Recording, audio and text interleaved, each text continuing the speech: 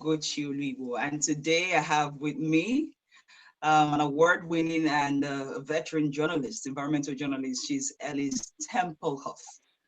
Thank you so much for joining us. She mostly covers environmental issues around water, land, especially, relating to poaching and conservation. Elise, thank you very much for Yes, joining me. thank you for the invitation, Gucci. It's Oh, very nice finally to we be have here. you. Yeah, we tried last week to have you and we had issues, but I'm glad Yes. to have you now. So I'll quickly start by a quote I saw you posted. Um, what is the big deal about taking a wild plant or animal out of nature to another part of the world? Some people don't see that as a big deal. So what's the big deal about that? Do you mean trading with animals? Yes, animals and plants, taking them from their natural habitat and moving them to Yes. another If area. we yes, if we look at what's happening at the moment, Gucci, animal trading is exactly the reason why we are having these lockdowns and COVID-19.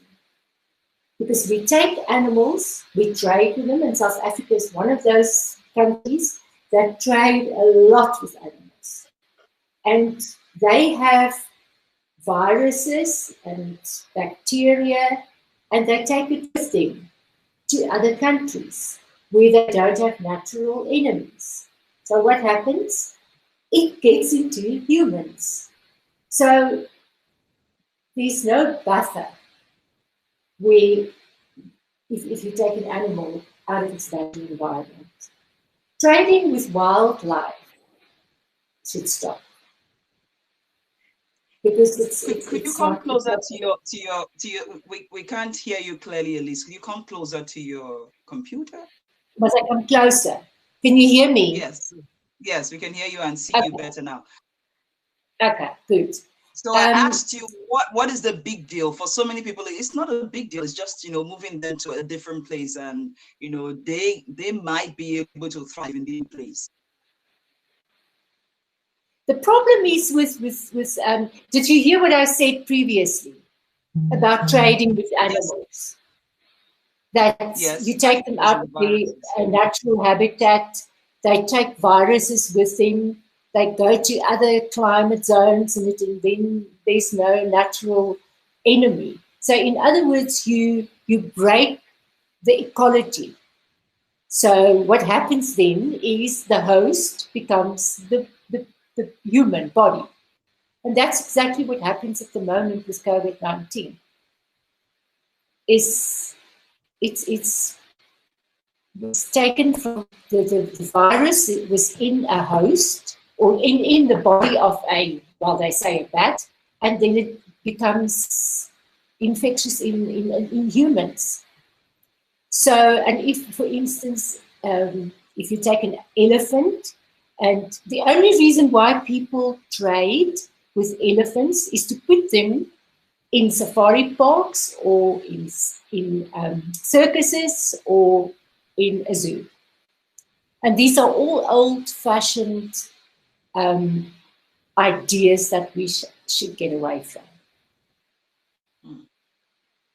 But the question Does for that? some people, mhm. But you said they take them and move them basically for tourism. And then some others would ask you, so if we don't move them, how would someone, for example, in the US see elephants or see some animals without Well, then they traveling to must come where to Africa. their natural Then they should habitats? come to Africa because you have to see them in their natural habitat. It's no good seeing them in a zoo or in a circus or in a safari park. I will never see a polar bear. But I have TV and I have Twitter and I see polar bears, social media, which is, I mean, why would even a panda bear, I will never be able to see a panda bear because I have no plans to go to China. So it's better to see this animal in its natural environment. And if you can't travel to a place, which is at the moment we are all restricted um, by the corona lockdowns, so we can't travel. But we have these wonderful, wonderful TV programs where we can watch these animals. There's no one in the world that will be able to see all animals in the world. But you have to see the animal in its natural environment. Because if you take it out of its natural, sorry? If you take it out of its natural environment. These days we have virtual tours. We have VR where people can actually. Yes. If you take an animal out of its natural environment, it won't at all behave naturally. So what's the use? And it's cruel. It's cruel. So at least let's talk about your work. You cover Southern Africa. What has resonated with you? What story have you told that you became so passionate about? It could be about mining in Namibia, in Botswana, you know, all of these stories from Africa. What story did you? Go ahead. I'm sorry, I lost you. Are you there? I mean, what story? Can you hear me? I can. Yes, the story at the moment that we are doing, environmental journalists, but unfortunately, there are very few of us left because it's hard, as you know, Butchie. You know exactly what I'm talking about when I say it is very hard to be an environmental journalist because you seldom have good news stories to tell. It's usually about mining, and at the moment, it's about gas mining and fracking. Namibia is on the verge of fracking the Kavango River. Just today, our Minister of Environmental Affairs approved drilling in the ocean. So it's hard, and it's sometimes it feels like the environment's always losing.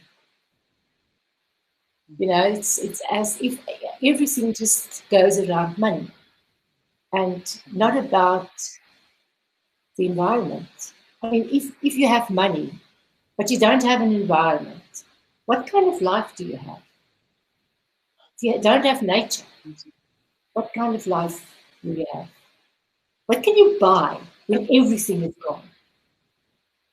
I mean, it's an old Indian saying, if all the rivers are dry and all the trees are gone, it's not worth living then. So we're trying to protect biodiversity and because the whole thing with COVID-19 is because there is a break in the ecology, biodiversity loss. We are living in this what do you call it, mass extinction, the sixth biggest mass extinction in the world, well, in our lifetime. I'll take you back to the comment about environmental journalists and that just about a few of us are left, you know, on the planet. We are also critically endangered, you know. Some people don't understand the danger of environmental journalism. But before then, I'd like to say hello to everyone who's joined us.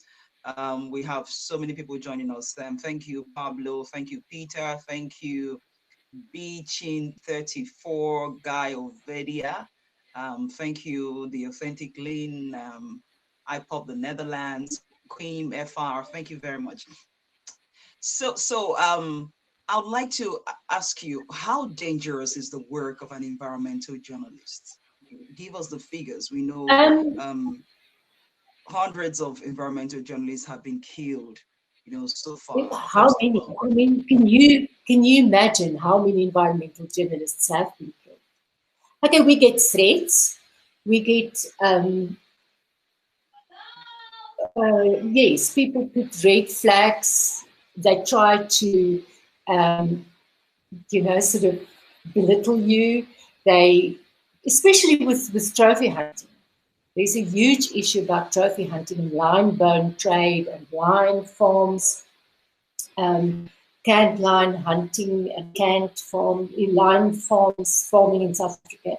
So they try to sort of, make you as if you don't know what you're talking about. You take people's livelihoods from them, but people don't understand. It's a hard job. It's a very hard job. I know of many activists who died in the firing line in South Africa, especially where they are against mining in their areas. Yes, it's a hard job. It's a hard job. But it's very necessary that we do it so that people will understand we are not working for this generation. We are working for the next generation. I don't know whether you agree with me. Yes. But yes, I agree the planet is on fire. The planet is on fire. And we can't go on like we are living at the moment. My whole issue with environmental journalism is to empower people with knowledge and to change their lifestyles. Industrial animal farming. I mean, we are in a huge drive at the moment in South Africa for Operation Phakisa. And Operation Phakisa is exactly what it says. Hurry up. Hurry up. Gas mining, drilling in this ocean, on land, and oil for oil, and I mean it's energy. But we as people should consume less. We should try and make our footprint as small as possible. Left the plastic bag at the shop because plastic drives oil and gas. You need oil and gas mining to make a plastic bag. If people can just connect the dots. So yes, it's a huge issue. It's a huge job to be an environmental journalist, and you need a lot of time. There are people who say, the thing is you can't rush. Your stories can stand over, but you need to do a lot of research. So yes, a lot of research, and you have to get all the sides of the story. But in the end, you know that there are certain things that are wrong. Like there's a huge drive to end trophy hunting at the moment, to close down the lion farms in South Africa. And now we have this gas train that started in the Okavango in Namibia. It started in the Okavango River, or it's about to start. People are trying to stop it. So I think people should all understand that we need to be connected to nature. If we don't fight, nobody else will. We have to look at ourselves. I'm just the messenger. You're just the messenger. But if people don't listen, what can you do? There's a lot of frustration also in our job. Yes, people just, sometimes they just ignore the signals, and the signs. We call it, I can't remember the word. It's wait a minute, I just want to see on my Twitter account, what did I say? We have climate deniers, we have those. Yeah, like deniers, willful ignorance. You don't want to make the connection between that which is on your plate and that goes into your mouth. You don't want to make that, you don't want to connect what's on your plate from where it comes from and how it got onto your plate. Elise, I would ask you about your petition to stop the plans to drill and frack in the Okavango Delta, which has about 9,700 signatures so far. Just a few signatures short of 10,000. 62. 65,000. Oh, wow. No, tell us about this. That's the latest figure. I didn't look today, but I think it was 62,000, which is quite a lot because people really care for the Okavango. And if you drill in the Okavango River... Tell us about the Okavango. Some people don't know about this Okavango Delta. Tell us what is so special about this place. I've never been there. I've never been there because it's very expensive to go there. But it's a vast, vast delta, inland delta, delta inside the... And I think it's the only one in the world where there's an inland delta. And it's also a UNESCO World Heritage Site. Yes, and it's thriving with wildlife, with elephants, and it's sort of pristine still. If you can imagine a pristine area on the planet, there are very few places. I think is it the Galapagos is probably still pristine. But this place is just absolutely amazing. And if you drill for oil and gas in the catchment of this Okavango Delta, then you will poison the whole area, the whole ecosystem will be poisoned. And the seismic, the drills, and it will just, I mean, where are the animals going to? It's the noise, just the noise pollution and the water pollution, because this place is all about water and wetlands. And it's an amazing place. If you can go into Google Earth, all the people that are listening in, it's an amazing place. I've never been there. I'd love to go there. But, I mean, if it's getting destroyed now, we won't be able to go there and see these wonderful animals in their natural habitat. And these animals will probably die out because the water is going to be polluted. And it's not only the animals. It's also about the people who stay there. There are ancient people who stay on the banks of the Okavango River and along the delta. And the San, I don't know whether you know the San people. They are the first inhabitants of Africa, well, of Southern Africa at least. The first inhabitants. And they stay there, and they are also endangered, just like the animals who are there. And they're all endangered. The elephants are all endangered. So this is the last stronghold in Africa. Okay, Elise. So I don't know whether I make myself clear, but it's very, and it's all about our consumerism. It's all about, I mean, people are not going to benefit from this oil and gas drilling in the Okavango.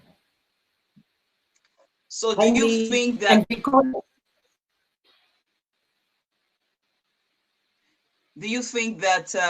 those who say leave the oil in the soil, do you think you're correct? Yes. I mean, I can just tell you something, that my environmental journalism started with a story in Nigeria with Shell. And in the Delta, I mean, it was so shocking. It just triggered, and I just decided, I think that was in 2005, I decided that this is what I want to do. I want to write about this, about people who are being driven off their land by big companies and by governments. Our governments are not our friends. That's for sure. Well, not in South Africa, at least. I don't know about Nigeria, but I doubt. Yeah. But do you think we're winning this war? We see the multinationals. They are even at major conferences. The politics is there. They are delaying the negotiations. Yes.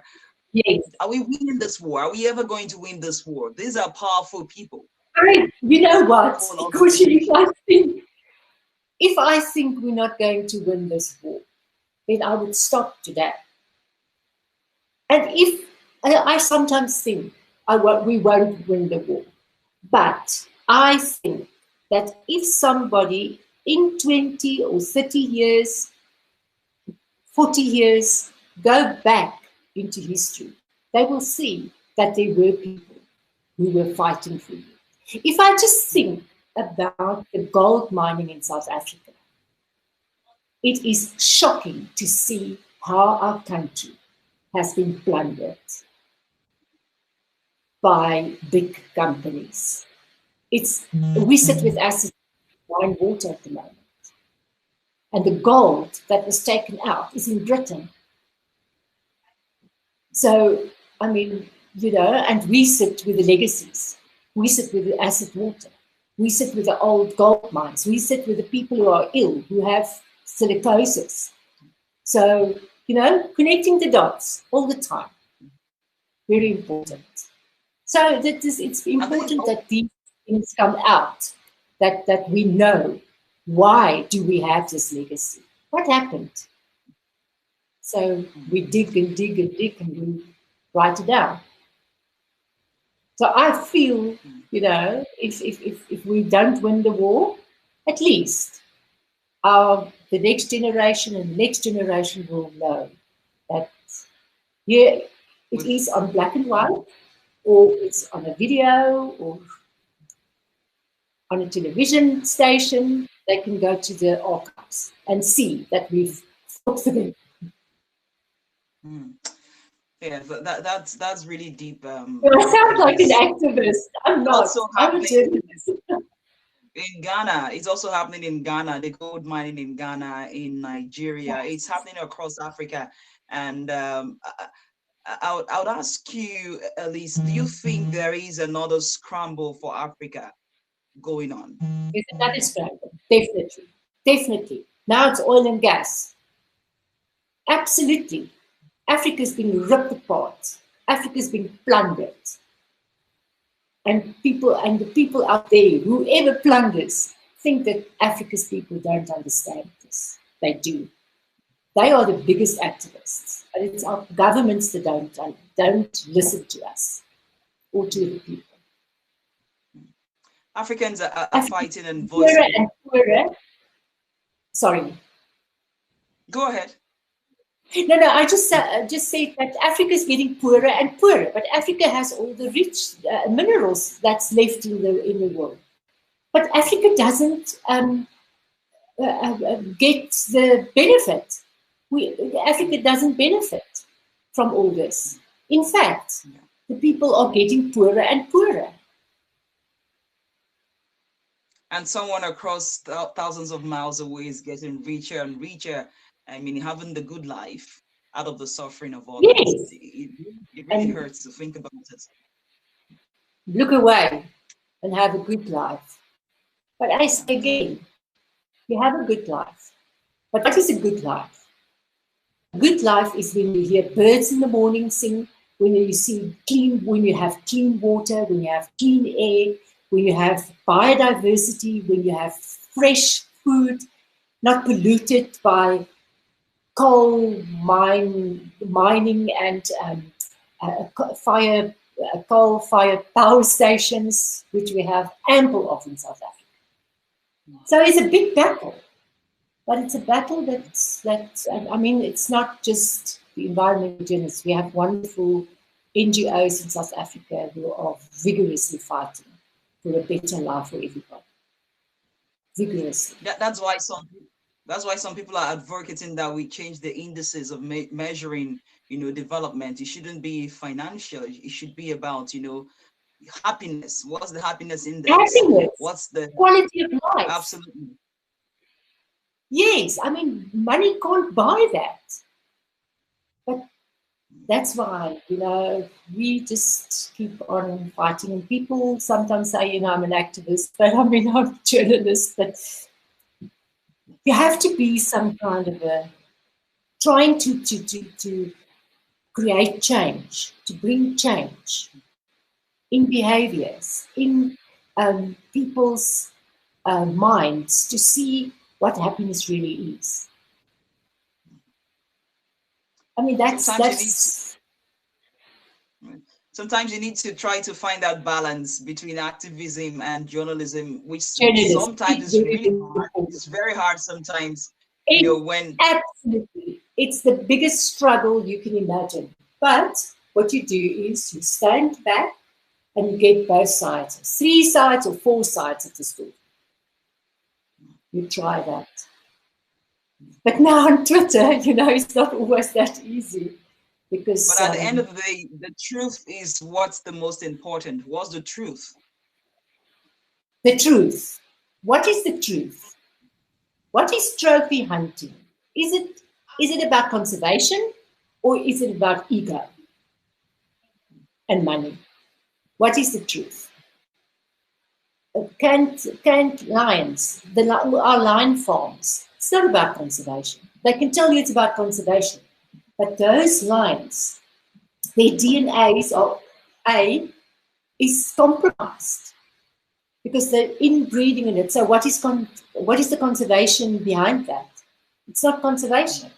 So you must find the truth. And if you have the truth, you have to take a stand. I would quickly also say hello to those who have now joined us. Heavenly Dew, thank you. Mark Goldman, Sharon's Vlogs, Disease Gel, thank you very much for joining us. And Finbar, Lisa, thank you so much. Finbar from Toronto. Your president, South African president, allegedly has a secret trophy hunting investment. That's according to Yes, but he denies it vigorously. Denies it. And because he would say that trophy hunting is not it's not illegal in South Africa, but it's a stream, it's an income stream. I mean, if people are blinded by money, he also has apparently a stake in Burger King. And if you look at Burger King and you go down the line and you go to Brazil and you see that forests there are being destroyed for the food, the soybeans, is it the soybeans? Yeah, for the industry, for the cattle industry. So yes, it's you have to connect the dots. You have to go and dig. It's not always that easy. We want to know that if you want to talk now, recently today, I heard that our minister, who is the custodian, who is supposed to look after our environment, approved oil and gas drilling in the Indian Ocean. And there were so many appeals against this application, and she just dismissed it. So we need to know why did she dismiss it. It's a migration route of whales. What about fisherfolk? Small fisherfolk. I got a friend of mine who's on one of these trawlers at the moment. She's an observer. She is traumatized by what she sees.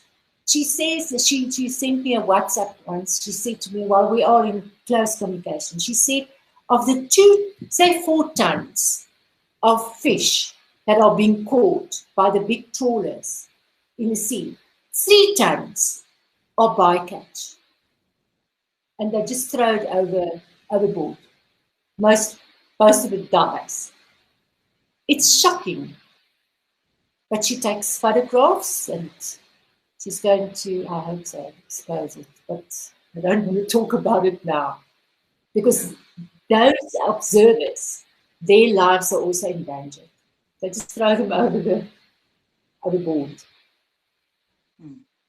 It's quite sad. The world out there is not a very nice place, got you. The world out there.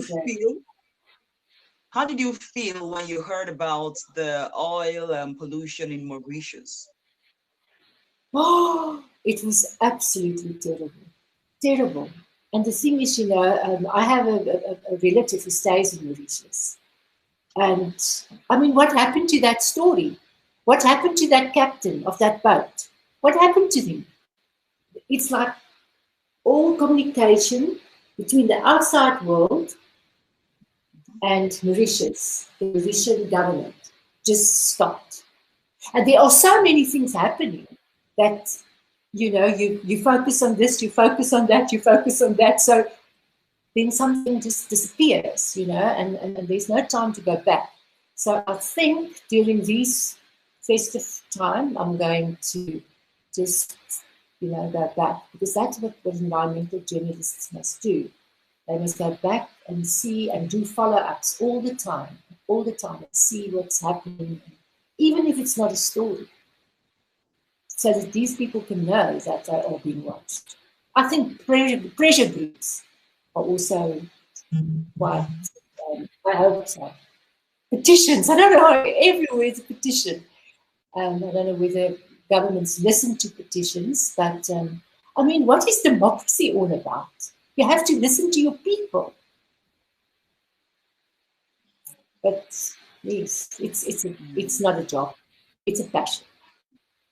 We have so many stories and so many events and so many tragedies that journalists can't even keep up, because everything has an environmental angle to it. Absolutely. Everything. The environment underpins every single beat journalists work on. Every single beat. Politics, especially. Economics, financial journalism. Everything is being underpinned by the environment. So yes. You think that journalists... Go ahead. People should become involved and support, because it's about their planet. We only have this one house. We don't have planet B. And climate change is a huge issue. Huge. Being exaggerated, what is the word? Making worse by it's made worse by exaggerated. What is the word? But in any case, by oil and gas drilling and coal mining. We are still having huge coal mines in South Africa, and they are expanding. And most of the coal is being exported. So many countries export their footprint to African countries. But that's also a huge theme for conversations, because it's like in the climate negotiations and things. I mean, if I come back to South Africa signed the Paris Agreement, but we still mine coal. We still drill for oil and gas. How does it work? Doesn't make sense. So what is the value of the flaring gas? I said Nigeria is still flaring gas, and we also signed the agreement. Yeah. But now what is very encouraging is that Milieu Defense, I don't know whether you know about it, is taking Shell. They are in court at the moment. Yes. Yeah, so I'm following up that story till there's an outcome, and let's see what happens. You get these, and those people are the people that, these NGOs are the people that encourage you to just go on and on and on. But you need a lot of energy. Yeah. Elise, do you think environmental journalists focus these days a lot more on climate change and not so much on wildlife conservation? This is like climate change is very popular. It's the buzzword. Yeah. But the thing is, it goes hand in hand. Biodiversity and climate change goes hand in hand. So the vanishing wildlife is probably trophy hunting and climate change, and population growth, population that encroaches on these animals' habitat. They have nowhere to go. Like the elephants, they need migration routes. They can't be beneath or behind fences. They It's the break web of life. They break fences, and then you have this conflict between people and wildlife. So, They're all interconnected. Yeah, they're all interconnected. We saw the picture of the elephants that were hit, at a mining site recently. You also tweeted about that. Did you see that collision? Yeah, sorry. No, it doesn't. It can't coexist. You just can't. And some government officials don't understand it. And they give out mining licenses and they don't listen to people and to the electorate. They don't listen to them. And it's all about money. We come back to money. And but some other Lisa, time, I believe far more. I'd like to ask you, what would you say to a young person who is interested in becoming an environmental journalist? Okay, can I tell you? How would they start? If you want to have a long and happy life, don't become an environmental journalist. Do you say that? Yes, but if it's your passion, it must be a passion. Because you go through trauma, you go through post-traumatic stress, you go through many emotions. But if it's your passion, it must be your passion. Otherwise, don't do it. That's you know strong. That.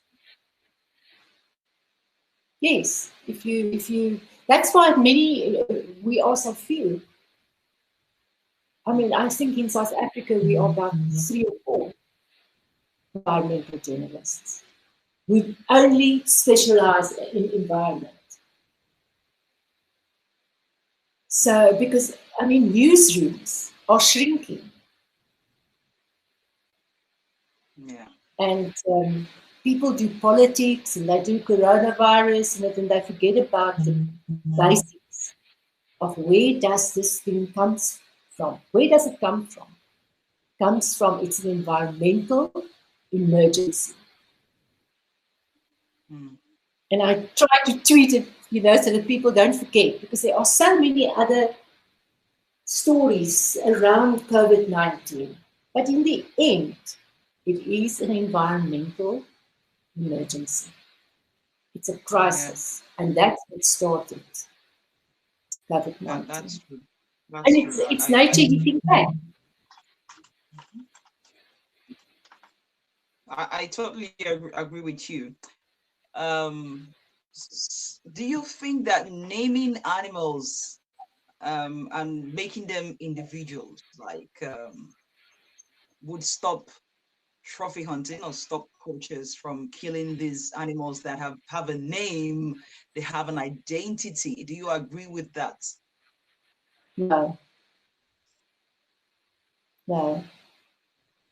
I think if you want to stop, for instance, rhino poaching, then you should go to the country, the consumer country, and try to influence them that they are being taken for a ride, because it's like fingernails.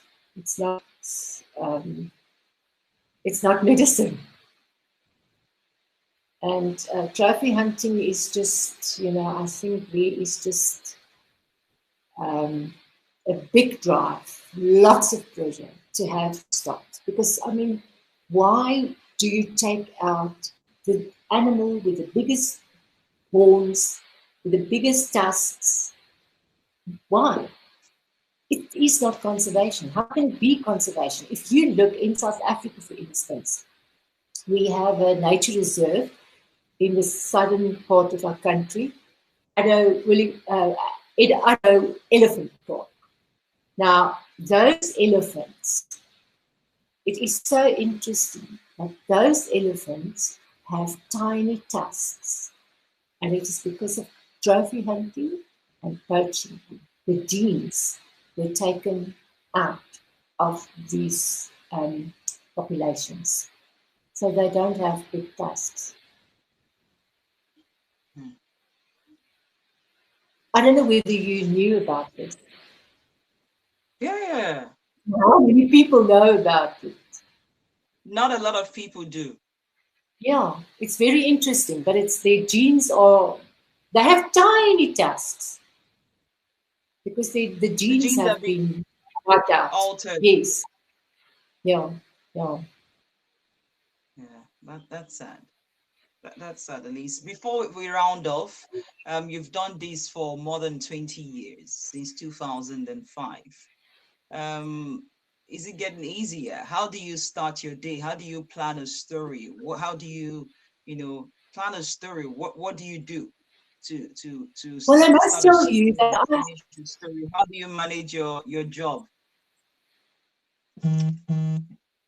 I must tell you that I worked very hard to establish a network. So I am on so many WhatsApp groups, and people tell me all the time. There was an oil spill the other day in the Billow River in Durban, eThekwini, and I'm on this WhatsApp group, and these people tell me, listen, this and this and this happens. So I have networks all around the country. And, well, I mean, social media is another way of getting all this information. People publish on Facebook. I'm not a very big fan of Facebook because it's very sort of cluttered and you don't always know what to look for or look behind all the personal stuff, for the real newsworthy stuff.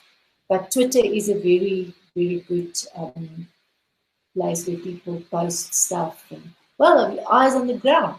People have eyes on the ground. And then I start asking questions.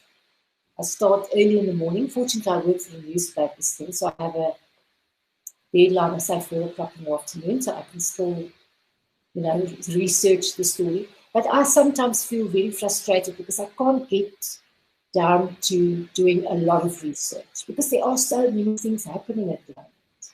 Then you park a story and you do something else and you forget about the parked story. So I think it's maybe time to, especially this year that we have, to just sit down and just look back and see all the stories that need attention, and and I get lots of emails, and very many of those emails are greenwash. Yeah. So, people want to get sort of publicity, and you have to have a very sort of good eye to see, wow, this is something that needs research because, this is just, I don't just work from text statements. I will, for instance, work from research, like Nature, published stuff in Nature, articles in Nature, in Science Daily, and those, So there's a lot of work. There's a lot of places where you can get these stories. Yes. So I started about 8. Yeah, and then I must decide, which story is the story that I'm going to do, or the stories that I'm going to do. And the story that I'm working on at the moment is the story of the minister who gave Sasol and some Italian company the go-ahead to drill in the Indian Ocean.